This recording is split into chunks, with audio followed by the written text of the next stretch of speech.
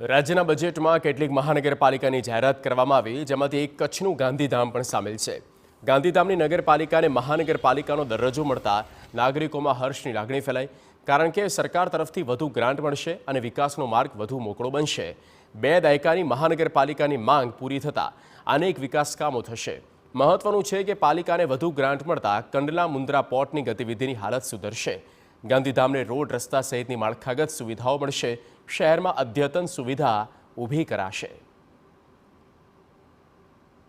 ગાંધીધામ નગરપાલિકાને મહાનગરપાલિકાની બનાવવાની જાહેરાત જે કરવામાં આવી, તો તેનાથી ગાંધીધામનો વિકાસને વેગ મળશે અને પ્રજાની અપેક્ષા મુજબના સુવિધાઓ મળી શકશે.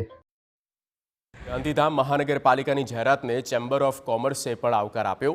સાથે શહેર કોંગ્રેસ પ્રમુખે પણ નિર્ણયને આવકાર્યો અને કહ્યું કે મહાનગરપાલિકાની જાહેરાત સૈદ્ધાંતિક છે તે આવકાર્ય. જોકે તેની અમલવારીમાં પણ વર્ષો ન નીકળી જાય તેવો કટાક્ષ પણ કર્યો. સમાચાર મળવાથી અમને જે ટ્રેડ એસોસિએશન સમાજના બધા સમાજના ફોન આવી રહ્યા છે, એક ઉત્સવ જેવો માહોલ થઈ ગયો છે, એવું કહી શકાય કે બસ સૌ ખુશ છે. પણ એક વાત હું કહેવા માંગુ છું કે દેર આય દુરુસ્ત આય. પણ આજે જો જાહેરાત થઈ છે, સૈદ્ધાંતિક જાહેરાત છે.